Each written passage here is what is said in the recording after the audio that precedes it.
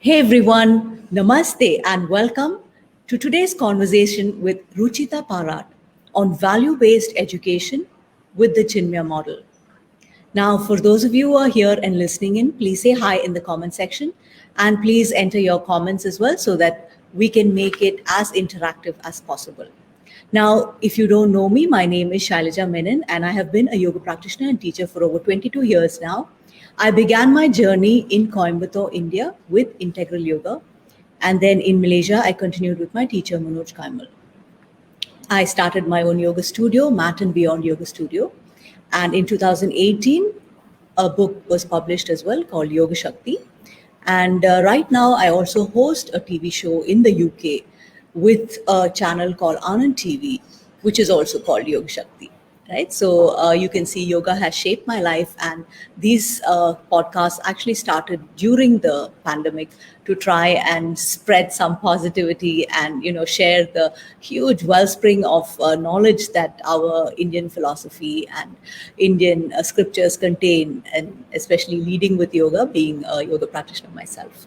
So I'm very happy to have Ruchita here today, and all of these conversations are also available later on if you can't catch it right now on my YouTube channel, Shailaja Menon Yoga. So do take a couple of seconds to check it out and like and subscribe to it, hopefully, if you like the content.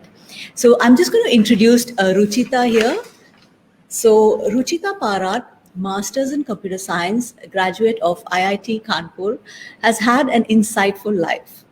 She started her career as a software engineer in Oracle, and later on, she quit the software industry to achieve work life balance. She discovered Chinmaya Mission as a way to inculcate respect, love, and understanding of the Hindi cultural heritage of in her children. She taught Hindi language at the mission, which led to the development of a full Hindi curriculum. She launched US Hindi Foundation to provide Jano Hindi classes and Jano India camps to the children in Bay Area and the US. Meanwhile, being part of Chinmaya Mission for more than 20 years exposed her to all the Hindu scriptural books such as the Bhagavad Gita, Upanishads, and more. And this allowed her to develop a healthy understanding and devotion to Hindu philosophy Vedanta. Now, in order to share this knowledge with more women, she runs a Vedanta study group on Tuesday mornings in California. Now, wanting to know more about human life, she also completed the Yoga Teachers course and Ayurvedic Nutrition and Digestion course. And to share that with women in particular, she conducts an Ayurveda study group on Friday mornings in California. Now she spends her time sharing her passion of Vedanta, yoga, Ayurveda, Hindi, and Indian culture with the community. So very happy to have you here, Thank you. Ruchita. And let's get started with the questions. Very interesting life that you have led. So tell us a little bit about, how you came to where you are at this point, right? You started off, with science in your background, and now you run Jano Hindi classes and teach, Vedanta and Ayurveda. So I think it's really fascinating. It is. I mean, I had no clue that after doing engineering, I'll be teaching Hindi and Indian culture and all of that and yoga. It's been very interesting if I look back in my 30 years now. So after graduating from IIT Kanpur, I wanted to come to the US, mainly because I wanted to be more free as a woman, more be empowered and be able to do more things. And I thought that America was a place that was more meritocratic and all that. So I came here and I did my master's and I got a job with Oracle and I happily worked there, really enjoyed it. And then 2 kids came along and then life was just too hard. If both of us are in high tech, you just can't manage. So I said, okay, I have no problem. I'll take time off, 1 year off. And we'll see where life that goes. I left it to the universe, Bhagwan, God, After 1 year, I did not have any desire to go back. I was very happy because the day I quit, the stress level in the house went from here to here, all gone. So because I was thinking, what am I earning money for? If my stress level is so high and there's no quality of life. So I quit to get a quality of life. And I had decided, you know what? It's okay. I don't need the fancy vacations. Because with extra money, what are you going to do? Fancy cruises, fancy vacations. I'm like, I don't need that. I'm okay with one salary.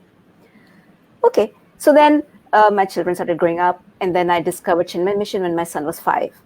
So I put him in Chinmaya Mission. There was no way. It's just too hard to teach Hindu culture by ourselves to children. And we ourselves are handicapped. We don't know much ourselves. So how can we teach? Thankfully, Chinmaya Mission came along. And in Chinmaya Mission, they were teaching Hindi language as well, along with, so the main course was Bala Vihar, to teach children Hindu culture.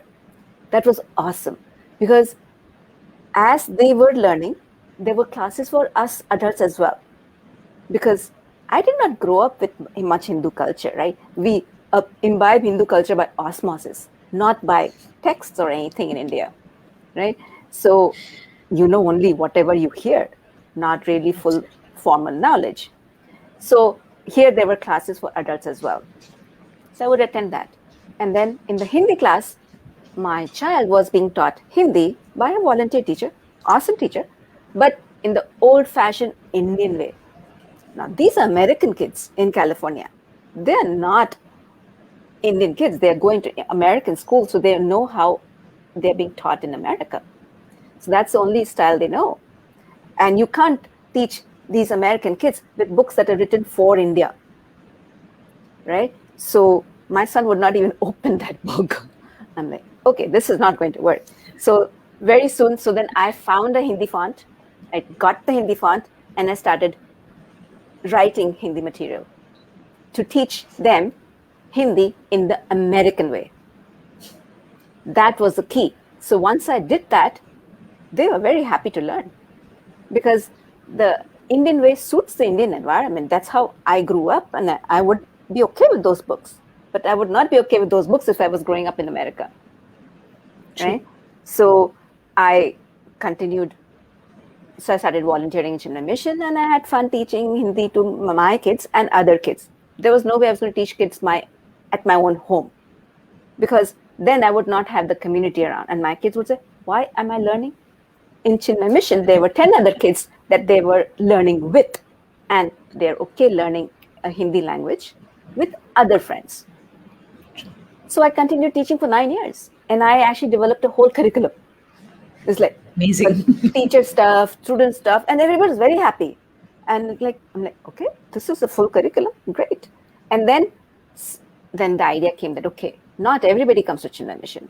So why don't we open this that I have created to other people, other public as well? Because there were a lot of Indians in the Bay Area who want to learn Hindi, but you can't teach these kids Hindi from books from India. The books have to be written for here. And that made a huge difference. So we launched Jano Hindi, and it was a great success. Thankfully, I found a lot of teachers who wanted to teach also, and it has been great pleasure. And in the summer, we would do Jano India camps where we would teach them about India. We would teach yoga, Ayurveda, or monuments of India, geography of India, social studies, everything, stamps, kings, things like that. India is my treasure house, right? Like you said. Absolutely. So this has been awesome, because we probably have taught maybe 10,000 children by now. So over the last 12 years, so who have really benefited and have been very thankful, because otherwise it's hard to maintain connection with your country. Correct. So just like you know it very well. Yeah.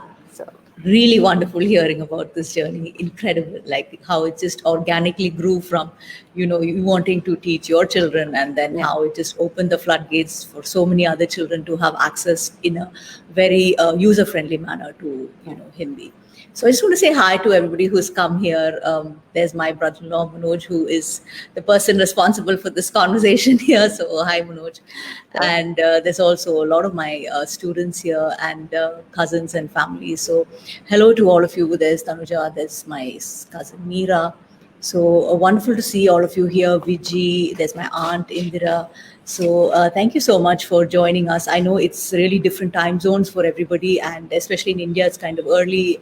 So it's really a great effort that you all have made to join in and support these initiatives, right? So it's not just about the conversation, but it's really the value that we are bringing by just having this conversation and opening people's minds to a different alternative approach. Like, it's a very interesting point that you brought up about we ourselves not having known much, right? Because I grew up in India as well, and there really wasn't that much access to this kind of information, and my interest in yoga as well grew only after I left India and I came to Malaysia. So I actually started my yoga only after the birth of my first child. And when people see me and they say, oh, you're from India, oh, you must have grown up doing India, doing yoga. But I just say, no, I mean, it actually started much later. So I think these kids are very lucky, your Jano Hindi kids, to have access to it, though they grow up in the US at a very young age. And we just move on to, how did it impact your children? So I remember you mentioning that your children are in their 20s now. So literally from the age of 5, they've grown up with this alternative education as part of their life as well, right? So how do you think it has impacted them as the adults that they are today? So my children attended the Chinmaya Mission Balvihar, which you're referring to, from age 5 till grade 12. And even now, during college, they stayed connected. And even now, after college, there's a program for them, for these young, there's a program. Adults. Young adults. Yeah, there's an 18 to 35 group. So they love being in that group because that's their age. Yeah. So the curriculum was awesome because they were taught, kindergarten was Lord Ganesha. Then grade 1 is Lord Shiva. Grade 2 is baby Krishna. Grade 3 and 4 is Ramayana, and so on and so forth, till they get to Bhagavad Gita in grade 10, 11, 12. Which is amazing. I'm like, Bhagavad Gita in high school? We were clueless about it, right? Absolutely. So these kids are really blessed because of Chinmaya Mission. That Chinmaya Mission has taught millions and millions of children in US especially. This is really amazing for them because sitting here, you can get this knowledge. Same for me too. So now my kids, because of that, they know what is Hindu culture. They know what is a puja. They know what it means to do a puja, what is the meaning behind it. They know the symbolism behind all the gods. They know the symbolism behind all the stories that we are taught, right? Then they know the meaning and the depth behind all festivals. And being here in the Bay Area, surrounded by people from all states of India. So we are exposed to all festivals. So that's awesome. So my kids now know, oh, okay. They know all festivals. They don't think as if they are only from Lucknow or Agra or Chennai. They feel they're from all of India. So they pretty much have oneness of India. They understand Indians very well. And it was like, every Sunday they would go to a place where they're surrounded by Indians, about 2,000 Indians. So that makes them feel naturally Indian. They will not feel as if they're... So of course, yes, they know they're Indian and American, both. But because of this Chinmaya Mission, they can keep the two very nicely together and not have like a split personality. So they're able to merge. And because of Bhagavad Gita, the philosophy and the thinking, our oneness of Hindu culture is so vast that whenever they had issues and things like that, and we were being educated by Chinmaya Mission too, so we would answer their questions with the spirituality background. So, which is really the fundamental, right? Yeah. So they were able to coexist and find this coexistence very naturally. And otherwise, there are people who, if you don't have this understanding of oneness and the deep philosophy that Hindu culture gives, you can lead an American life and an Indian life, and they may not mix well. So I feel that my children have benefited by this so that they can actually lead a combined life seamlessly. Wonderful. And I think I just had one question here. So is your husband also inclined towards all of this. So because Yes. you started off with going into Yes. Vedanta classes and all that, so he's Yes. also okay. So, So but for most of the stories are like the woman comes first, and then the men follow later. But yes, that's great. Yeah. So I guess it really gives you a common ground, right? Like yeah, that's the place where all of you can, it's a common language also that you all have because everybody understands that standpoint. And then there's no more questions or debates about my yeah, perspective or your perspective. yeah, And then, there is this yeah, perspective that is put there in the Gita. And yeah, then you have something to fall back on as a, yeah, so yeah. I guess that meant less arguments in your house also. It helped us definitely. Yeah, Yeah, so just saying hi to Mayank. Nice to see you here, Mayank, at I think 8:45 morning India time, and Mini, of course, who supports me in all of these conversations, and my cousin Lakshmi, who I was having a wonderful conversation about all of this yesterday. So she has a question: do you also include a non-Indian children in your programs? they are welcome. We don't distinguish at all. They're Okay, welcome, and in that's great. fact, there have been in the past. Okay. Yeah, And hi to Sandhya. Wonderful to see you here. And my cousin Prakash, who's just checking in from Chennai. Wonderful to have all of you here and, have this conversation going. So just going on to the next one. What do you, like you've been exposed to the Chinmaya mission model for over so many years now. I said, I think 20 years. mm-hmm. So what do you think are the core values that it stands for, right? So some basic things that you feel that your children got out of it or you have learned out of it. Yeah. First thing is devotion. Devotion to God, because without that, there is no Hindu culture. So, devotion to the Hindu culture, and then really understanding it, understanding the philosophy. So, once you understand the philosophy of which is oneness, really, they really do get it. And because of that oneness thing, they don't differentiate between people. So, they treat people equally, right? Especially nowadays of diversity and inclusiveness, they understand that very easily. So to them, life is not hard then. And then not only that, the values have been taught of being aware of your thoughts, which is the biggest thing in Vedanta. So, and these children have learned that. So it's like they can then be aware of their own anger, frustration, which happens. And in teenage years, my children were the go-to kids for solving their friends' problems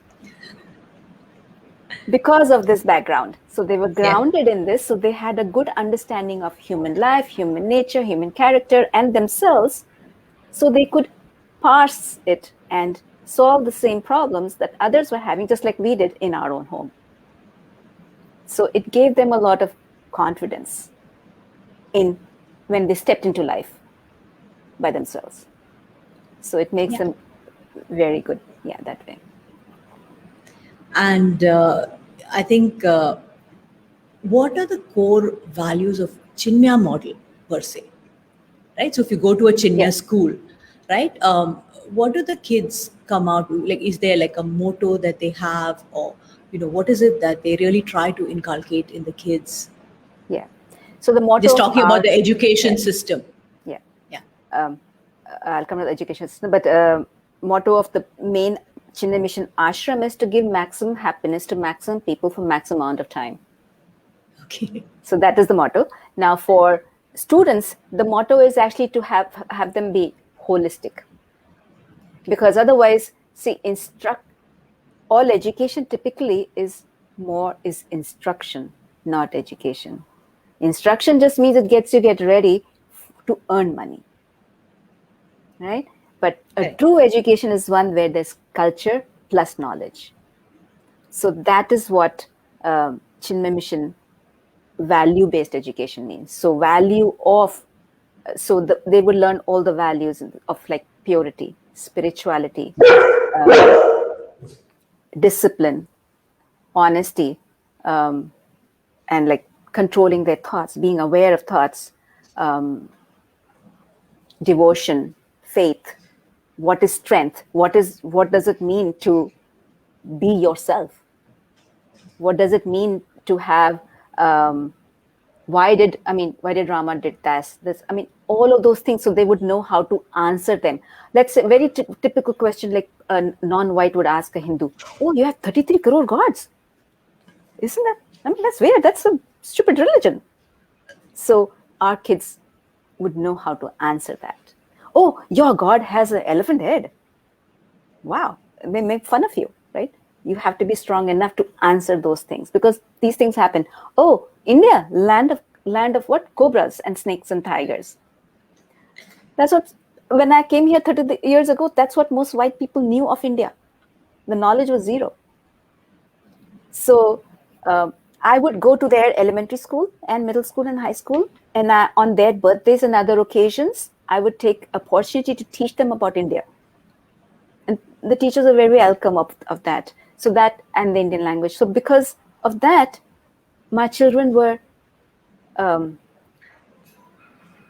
okay being brown and surrounded by white, right? So these are the values, same values as all Chinmaya Mission wants to teach. I think it's wonderful. I think so many of the points that you have brought out, about how this kind of value-based, culture-based education has, helped your children is so important for all children growing up. In fact, we say as we evolve, right, we sense that connection with everybody else, and we understand that we are not, it's, life is not just about me versus them, right? It's always about connection. It's about how can we work together. When we understand that connection, I think in general the world just becomes a better place, because it's not so much as us versus them, and we understand that we all have to work together, and we all understand that we're all connected. So I think that's such a great learning that comes from being exposed to this philosophy, to sense your interconnection with everybody else, and that also helps you to fit in seamlessly with everybody around you. And also, this awareness, that's my kind of key area, this awareness of yourself, right? Because like you say, Vedanta talks about it, but even in yoga practice, I mean, the whole philosophy of yoga is really to turn you inward towards yourself. And unless we are connected with ourselves, unless our inner worlds are good, it's our outer worlds will not reflect that. So if you want a good outer, we just focus on the outer world. I mean, that's what I always feel, right? We're all only taught to worry about the world, right? Get an education, get a job, find a house in the right neighborhood, but nobody really connects you to yourself, right? In our modern education, or I don't know what the term is, we don't grow up with our teachers telling us sit quietly, look at your thoughts, see where your mind is. And I think this is an invaluable education that children have to receive, because people ask me this also, do you think that yoga should start in schools? And I'm like, yes. Like you learn science and like you learn about the outer world, I always say the most challenging aspect for man is his own mind, right? And if we are never directed inward, and we're never directed to connect to our own minds, we can be geniuses at work, but you hear of so many people going and killing themselves after that. And so many problems come up because we are not connected to ourselves, and we are never taught to look at our own minds. So I think it's really great that this is something that I've always been advocating, that kids should be brought up with this knowledge, right? It just helps you to handle life better. And I always say, we're not always going to be around, right? I mean, kids eventually have to manage life on their own. And this is like the greatest gift that you can give them. And it comes through all of these practices, right? Being exposed to, and like I said, our culture has all this. It's just a matter of sharing that and, imparting that through dedicated teachers like you, to, I mean, so many people must have benefited from, all of these classes. And Chinmaya Mission, of course, which has done a fantastic job with, with its, like I said, like it's spread all over the world, right? I wanted to say octopus and its tentacles, but I mean, basically it has really, even if you go to so many places, I think they all have benefited. Like Middle East, I've had people tell me that they grew up there, and they were in Dubai, they have exposure, they grew up with Chinmaya Mission, and it has really changed their lives. So all of this is really great, and very, very important values for children to grow up with. So just wanted to ask you about yourself, and how has this journey, how have you like grown and evolved through all of this, right? From what do you think as a human being, right? How have you like yoga, Vedanta, Ayurveda, all of that exposure? How has that shaped you as an individual? Like, has your perspective Yeah, changed from when you first came to America to what it is today? definitely. I'm like, oh my God, it's like, I've been chiseled out in some sense, smoothened all the rough edges thanks to Chinmaya Mission and yoga awareness. My God, I've learned so much from the yoga course that I did. And I was like, why did I not do this earlier? So, and I read your book and it is awesome. And Thank you. no, your book went inward so much, which I did not find in any of the other books. Most yoga books just touch on the physical aspect of yoga. When yoga is mind body, it's more about the mind. And Absolutely. that is so critical. So I loved it. And with my Vedanta background, it was easy for me to grasp it and see the value of it a lot more because of Thank you that. so much. So, so I look forward to your any more books that you come up with. I would be happy to have them. But so I have totally changed. I, as a person, so I've become a much more. Vedanta has Hindu culture. Chinmaya Mission has taught me what is Hinduism. I did not know. I knew festivals, did not, but I remembered in school we had studied dohas, couplets by Yeah. various devotional leaders like Rahim and all of that, Kabir, and they had this knowledge embedded in them, right? So, True. that all of that came back. Then from yoga, from Vedanta and yoga combined, I learned how to be aware of my thoughts and really reduce my fidgetings and all of the disturbances that my mind was creating itself. I know that. Much later, I realized that, you know what, all my problems that I had are created by my mind only. So I was able to, because of yoga, actually address it and pretty much eliminate all of them. So that. Then Ayurveda helped me understand oh my God, I went to Ayurveda and I discovered that all of our Indian cuisine, every bit of it has a stamp of Ayurveda in it. It That's does. great. And I went to it to find out, why do we put cilantro leaves always on top of as a condiment? Why do we do this? Or why do we use fenugreek with this vegetable? Or this with this and this with this? We have so many things like this.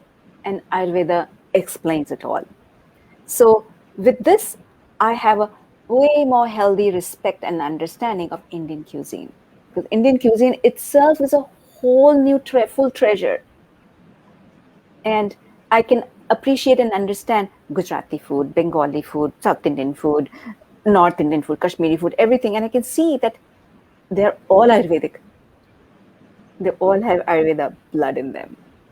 So it's been, so I can now, and we living in America, and at least modern age, I mean, modern food has become so disrupted. People are combining anything with anything, eating anything at any time, and all of that, which is really causing health problems and mental problems all over the world. So, but Ayurveda, that's why I did the Ayurveda study group, so that more of us can correct our lifestyles. Go ahead. So I know that we are going away from the topic, but I think this is so interesting because everybody's always trying to understand all of this. So since you have the knowledge and you have these study groups, so just maybe like just 2 3 tips, maybe like how have you incorporated the Ayurveda into your life? Just for people to Yeah. know what they can, because everybody thinks it's like kashayam and only that, No. but I'm sure there are lifestyle things that Yeah. people can adopt. Yeah. Simple Ayurveda is actually all about having a good diet and lifestyle and daily routine with no medicines.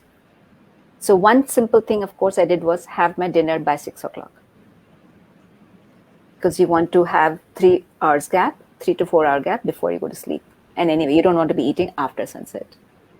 And the other next thing is have a routine with the sun. So your lunch should be the biggest when the sun is at the highest. So sun is at the highest, so our digestion is the best. So at 12 or 12:30, you should have your lunch. You want to say something? No, that is so interesting. Yes. So it's Have actually the very routine fun. with the sun. Yes, routine is with the sun.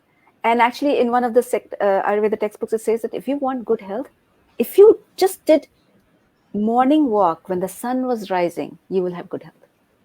So that's why I remember as a kid, my mom used to say, okay, just go for morning 6 a.m. walk. So eat. So we have to eat with the sun. When the sun is just rising, our digestion is just waking up. So in the morning, breakfast should be small. 12 o'clock, sun is the highest. Sun is the highest intensity. Eat the most. Then actually our digestive fire goes down. And that's why at 6 o'clock or between 5 and 6, have your dinner. But that's after that, your actually digestive fire is become half, so they say. So I've actually seen it. If I don't eat things right, I mean, I will get acidity and all of those things, or body ache, pains, things like that.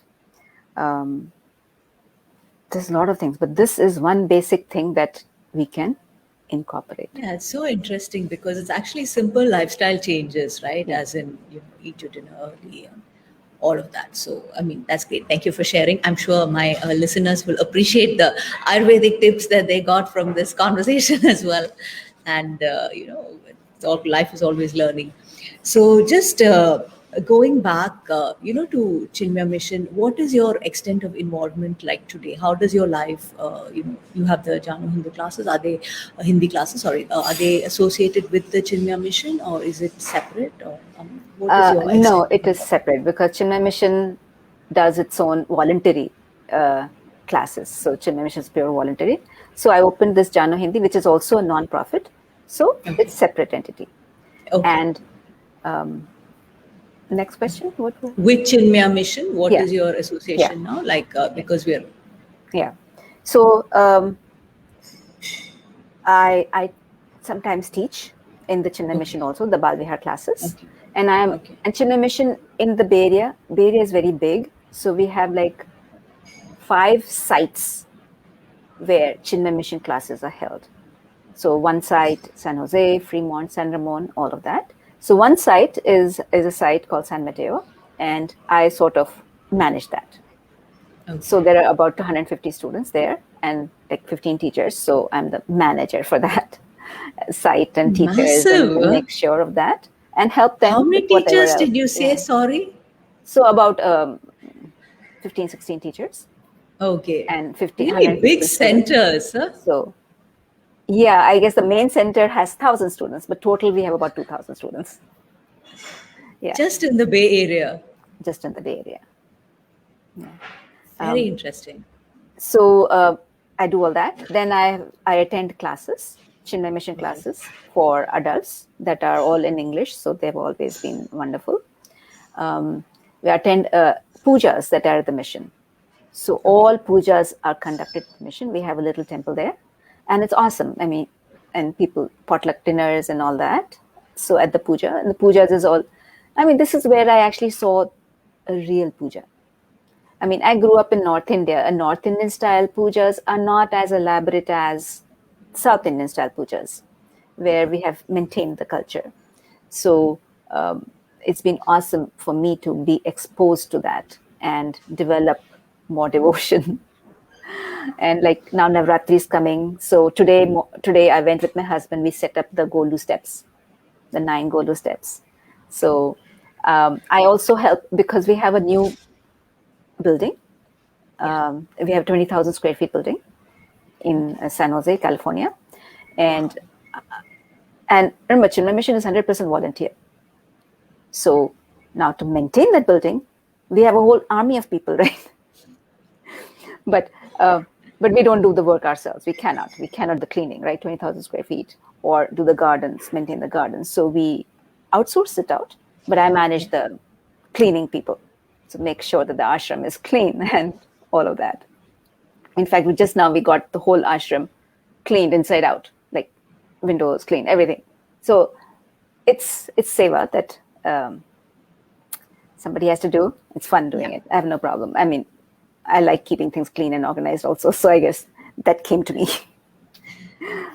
Whatever our vasana is will come to us, right? Yeah. So I have a question here from Lakshmi. How do you teach young children who grow up getting excited about material things to balance with other values without stifling their enthusiasm?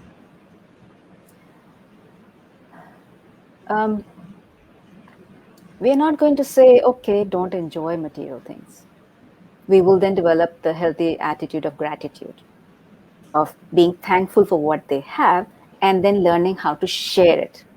So we, in fact, sometimes in our ashram do also like homeless shelter, feeding homeless people. So through that, they developed kindness and compassion towards other people who have less. So we definitely, first of all, want them to count their blessings and know that they are really privileged to have all of this, and be thankful for everything from everybody around. Be thankful for the education, material things, and everything, and the culture, everything. So children have been receptive and understand that, and we make it real. Whatever teaching we do in a Bal Vihar, we make it appeal to their current life. So we'll say, okay, on birthdays, you're going to get so many gifts. Or some parents actually are evolved and grown up. Some children we will talk about in the classroom. We will say, you have a lot. You could even just say that, what, you can donate instead of giving me a gift. Some kids do that. So, so we will make it part of the values that we are teaching in the classroom. And believe it or not, children are very smart. If you give information or knowledge and value and culture in a way that is not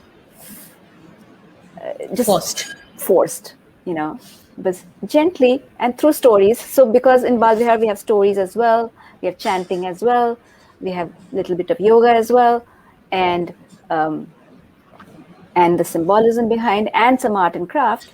So they are slowly take it in and don't have problems. Yeah, I guess it is making it, like you say, taking it out of the classroom and bringing it into their everyday lives, right? Like when you say, what can you do? Okay, so have gratitude. How can you show that gratitude? Like I always believe that gratitude is a big part of my vocabulary as well. But I feel like in order for us to give, we have to first have a fullness in our heart. Yeah.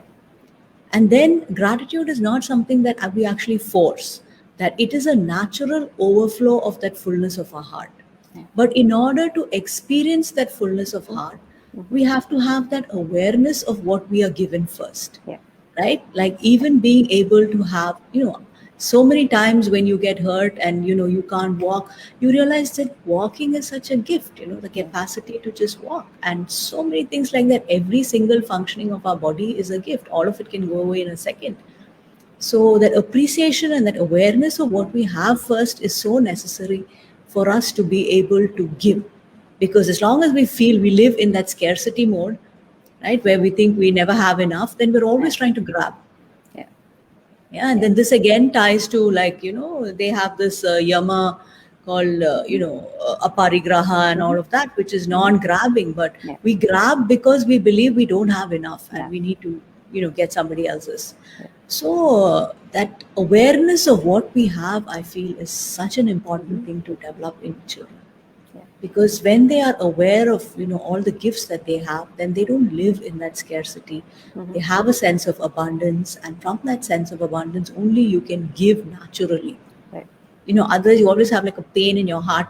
You might give, but right inside of you there's still that, you don't actually give with a full heart. You give it because you know it's the right thing to do, but Yeah. eventual giving is just because it's natural. Like, you don't even have to force yourself to give, or it's not even a question, that it just comes naturally to you. Yeah. So you're just digressing from all of that. Thank you for the question, Lakshmiti. Yeah, gratitude is the key. She accepts that. Yeah, and So, as another thing that Chinmaya Mission teaches, like happiness is equal to number of desires entertained divided by number of desires fulfilled, or fulfilled divided by entertained. So if you can reduce your entertained number of desires that you hold, you have infinite happiness. So yeah. yeah. And I also feel, I think, as your awareness broadens and you are able to find, the satisfaction in all, you see the blessings in all of this, right? Having a wonderful family, having somebody you can talk to, having a functioning body, mind that has some clarity, right? Then also, I think the pull towards materialism also is not so, because you understand that that's not the only thing that excites you, right? That you find happiness in so many other things as well. And when you have that broad awareness, then I think the focus shifts from only material, satisfaction, to finding satisfaction in relationships, finding satisfaction in a nice house, nice family. All of that also maybe can come in. So tell us about the Chinmaya University that you are raising funds for, and a little bit about that, Mm-hmm. and how you think it's going to affect the future generations, this value-based education. Right.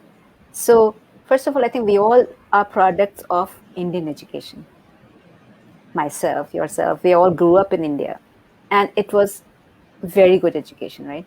Elementary school, middle school, high school, college, we all really benefited from that.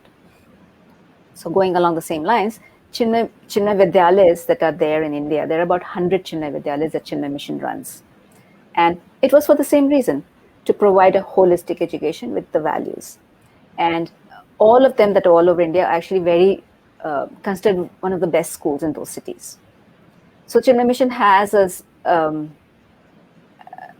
standard that it's well known for Yes, it's education. already set its It's standard. already set standard. Yeah. So Chinmaya Mission has just launched in 2017 a Chinmaya University. It's called Chinmaya Vishwa Vidya Peeth. It was Swami Chinmayananda's dream. I mean, he took Samadhi in 93, but now it has managed to come through on his 100th birthday, actually. Oh, okay. His 100, he was 1906 and 1916 born. So 2016 is when the government approved of this university. So in Kerala, they've got land, and the idea is to have a college.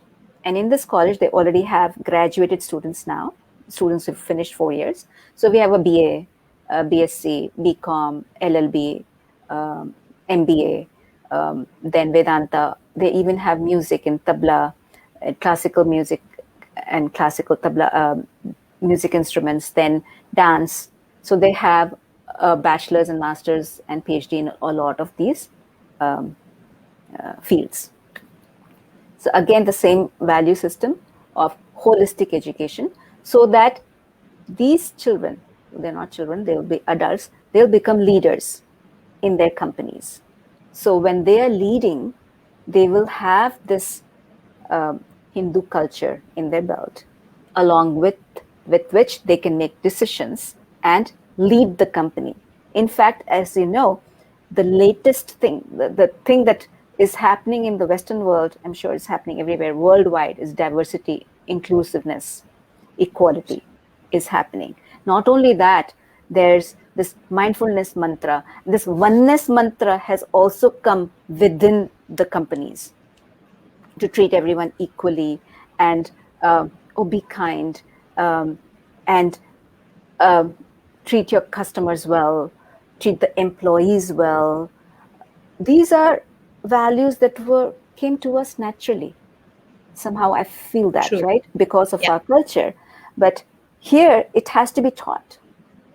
It is being taught as part of official business culture and trainings. Trainings are actually done.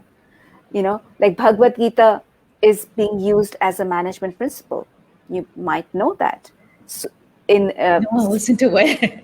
oh, It's it's amazing been to there. hear that. No, for the last 10 years. This is new to you. This Oh, has been happening awesome. for the last 10 years. You Uh, will find white people or Indian people who are brought in as consultants to these big companies to give management principles, and they will be talking about Bhagavad Gita principles. And many wow. of them will say, yes, this is from the Bhagavad Gita. Some may not give credit, but Yeah. some do. And they are teaching them, oh, do your best. Don't worry about the results, karma yoga and all of that. Or how to control your own anger, how to control your own emotions. Gita tells you all that, right? So they are being taught this. And it's so funny. It's like it's happening. So it's already there. So this CVV University is going to train all these people in this manner. And these people will then grow up to be leaders either in India or other worlds, anywhere.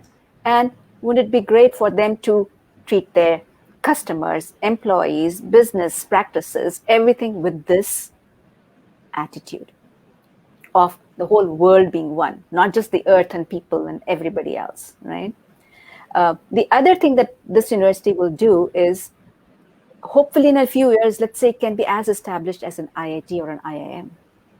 And then people can, it will have another great, it will be another great treasure for India. The other thing that they want to do is, we have a lot of science and culture coming from our ancient knowledge.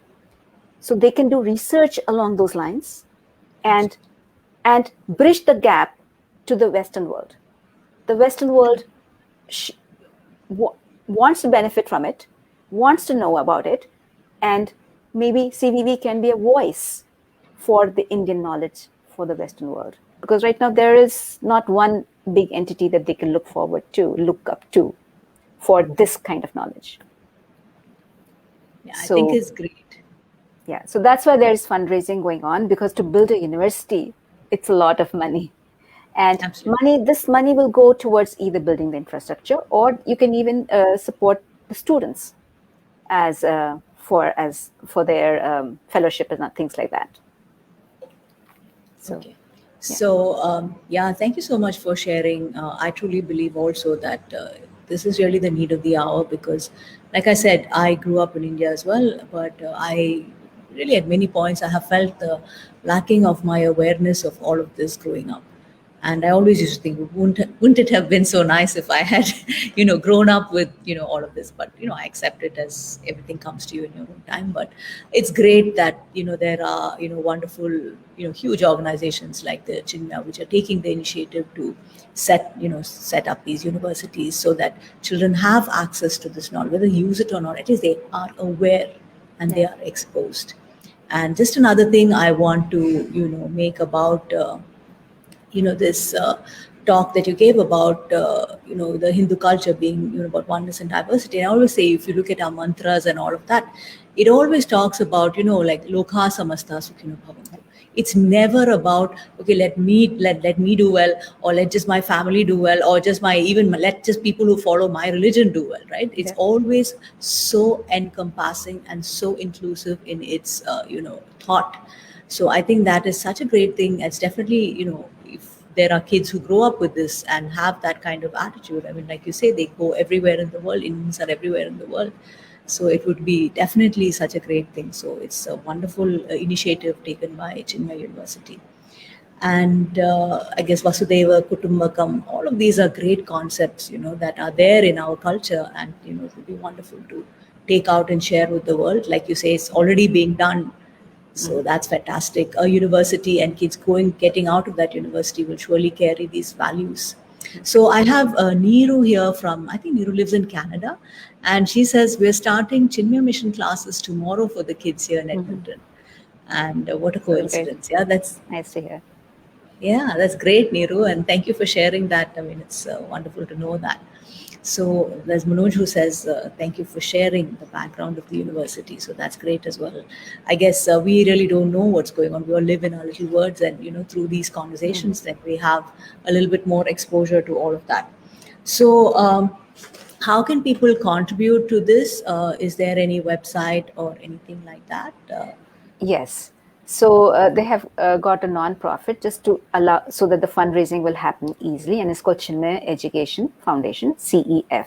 So the Okay. fundraising page is cef.raisely.com, cef.raisely.com. I put it in the chat. I don't know if people can see it. Okay. So it's there in the chat. Yeah, guys. Yeah. Yeah. So we also have a little video that we want to play, and just give me a second. This gives a little bit about information about the Chinmaya University. So And the head of just give me a. head of the Chinmaya University, Chinmayananda Swami Surupananda, will talk about it. Okay, that's great. Yeah. So just give me a second to Yeah. try and play that.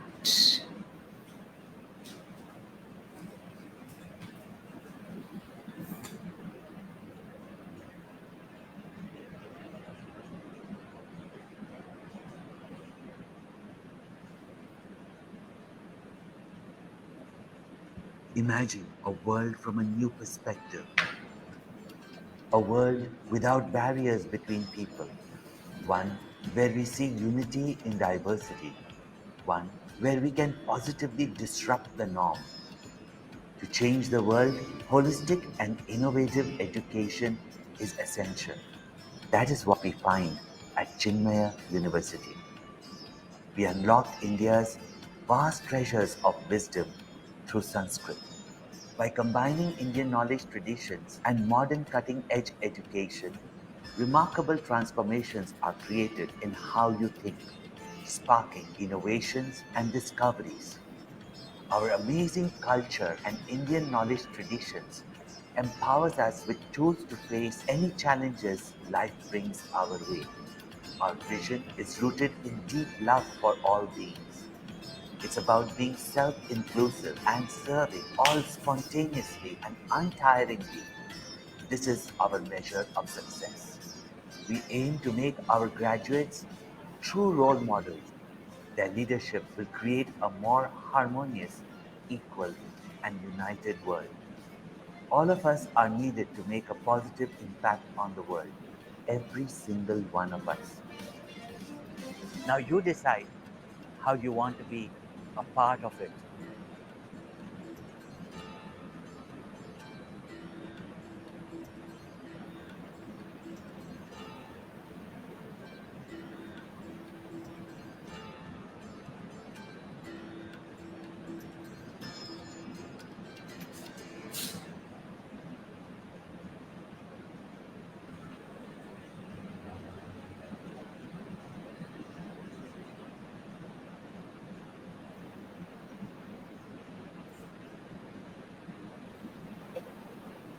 Thank you.